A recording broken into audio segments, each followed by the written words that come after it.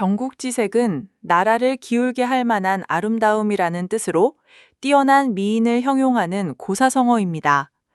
동한 시대의 역사가인 반고가 지은 한서의 효무 이부인 전에 나오는 다음의 시 구절에서 유래했습니다. 북방유 가인, 절세이 독립, 일고 경인성, 제고 경인국. 원문 전체 해석하자면 북쪽에 아름다운 사람이 있어 세상에 견줄이 없이 홀로 서 있네. 한 번 돌아보면 성을 기울게 하고 두 번 돌아보면 나라를 기울게 하네. 이 노래는 한무제의 시절 궁중은악가였던 이연년이 자신의 누이를 황제에게 소개하며 부른 노래입니다. 이 노래를 듣고 감명받은 무제는 그의 누이를 불러들였고 그녀의 뛰어난 미모에 반해 이부인으로 삼았다고 합니다. 바로 이 이야기에서 경국지색이라는 고사성어가 탄생하게 되었습니다. 각 글자 해석, 한자 풀이, 경, 기울경, 기울다, 기울어지게 하다, 국, 나라 국가, 지, 갈지, 의, 관용격 조사, 색, 빛색, 얼굴빛, 아름다움, 미모. 직역하면 나라를 기울게 하는 용모라고 되며 임금이 미모에 빠져 나라를 돌보지 않아 결국 나라가 위태롭게 될 정도의 아름다움을 의미합니다. 경국지색. 아, 네. 그 경국지색 말씀이시죠? 이게 참 이야깃거리가 많아요. 네, 문자 그대로 나라를 기울게 할 정도의 아름다움이라니 와, 시작부터 좀 강렬하죠. 그렇죠. 이게 단순히 그냥 뭐 예쁘다, 아름답다 이런 차원을 넘어서는 거죠. 맞아요. 그래서 오늘 저희 미션은 이 말 속에 숨겨진 어떤 역사, 또 문화적인 의미 이런 걸 좀 깊이 파헤쳐보는 겁니다. 네.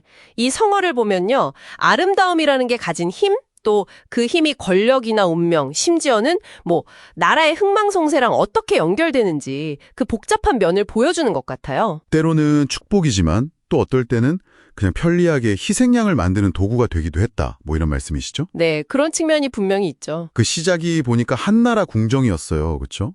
그 궁정악사 이연년. 네, 이연년. 한무제 앞에서 불렀다는 그 유명한 노래 있잖아요. 북방에 아름다운 이가 있어 뭐 이러면서. 아, 네네. 한 번 돌아보면 성을 기울게 하고 두 번 돌아보면 나라를 기울게 한다. 바로 그거요. 이게 어떻게 보면 자기 누이를 황제한테 소개하려고 굉장히 시적인 추천서를 쓴 거네요. 바로 그 점입니다. 아직 교묘하면서도 뭐랄까 효과적인 방법이었던 거죠. 그리고 실제로 황제가 그 노래 주인공 이연년 누이, 그러니까 이부인한테 완전히 빠져버렸다고요? 네, 맞아요. 그 아름다움이 곧 권력이 된 셈인데 근데 정작 이부인 본인은 그 권력의 속성을 너무 잘 알았던 것 같아요. 그래서 그 유명한 일화가 있잖아요. 병이 깊어졌을 때 황제가 문병 오겠다는데 거절하면서. 네, 그 말. 물은 용모로 사람을 섬기는 자는 용모가 쇠하면 사랑도 식고 사랑이 식으면 은혜도 끊어진다. 와, 이게 그냥 슬퍼서가 아니라 굉장히 어떤 계산된 행동이었다 이런 해석이 많더라고요. 그렇습니다.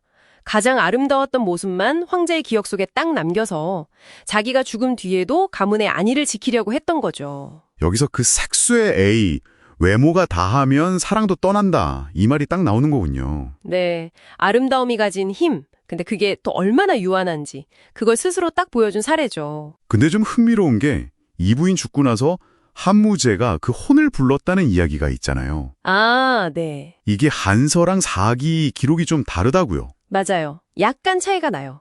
이게 또 역사가 어떻게 좀 뭐랄까 로맨틱하게 각색될 수 있는지 보여주는 부분이기도 하죠. 그렇네요. 역사 기록이라는 게 참 복잡하군요. 네, 그렇죠. 자, 그럼 이 경국지색이라는 말이 시간이 흐르면서 의미가 어떻게 변했는지 한번 볼까요? 네.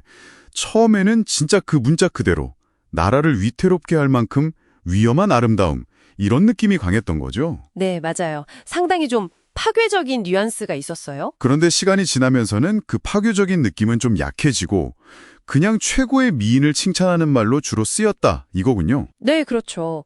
약간 의미가 순화된 거죠. 근데 또 그러면서도 다른 한편으로는 홍화나수라는 개념하고 연결되기도 했어요. 홍화나수. 이건 좀 더 부정적인 느낌이죠. 훨씬 그렇죠. 아름다운 여자가 나라를 망친다. 이런 식으로 좀 더 직접적인 비난, 또 책임을 떠넘기는 그런 성격이 강해요. 대표적인 인물로 달기나 서시, 양귀비 이런 사람들이 언급되는 거고요. 네, 맞습니다.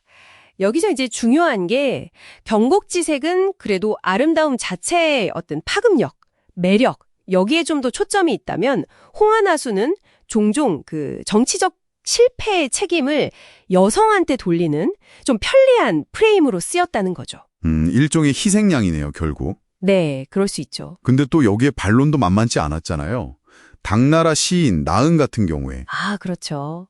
나라가 흥하고 망하는 데는 다 때가 있는 건데 왜 서시탄만 하냐 이런 식으로. 맞아요. 본질을 딱 꿰뚫어 본 거죠. 아름다운 뒤에 숨은 진짜 문제를 보려는 외침 같아요. 핵심을 잘 짚으셨어요. 그리고 또 재미있는 게 국색이라는 표현 있잖아요. 네, 국색.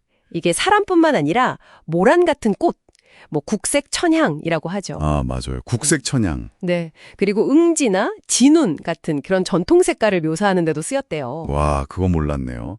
아름다움이라는 개념이 자연이나 예술 쪽으로도 확장된 거군요. 그렇죠.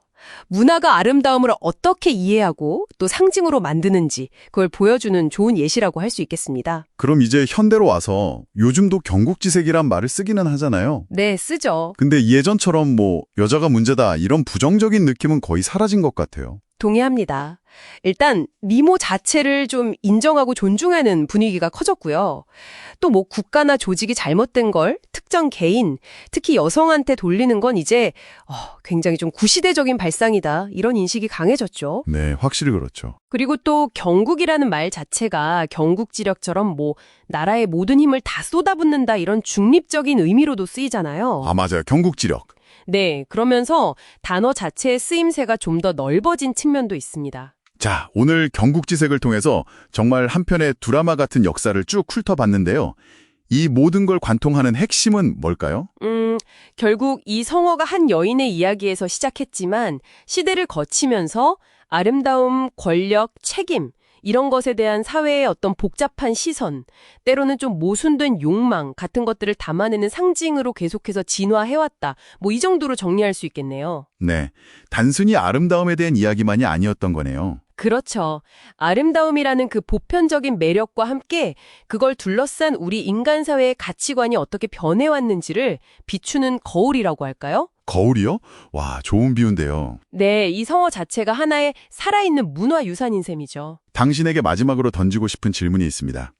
역사 속에서 보면 아름다움이 종종 문제의 근본 원인을 가리는 좀 편리한 희생양이 되었던 것처럼 보이는데요. 혹시 지금 우리가 살고 있는 세상에서도 좀 복잡한 문제의 본질을 파고들기보다는 눈에 보이는 어떤 피상적인 대상에게 너무 쉽게 책임을 묻고 있는 그런 영역은 없을까요? 당신의 생각은 어떠신가요?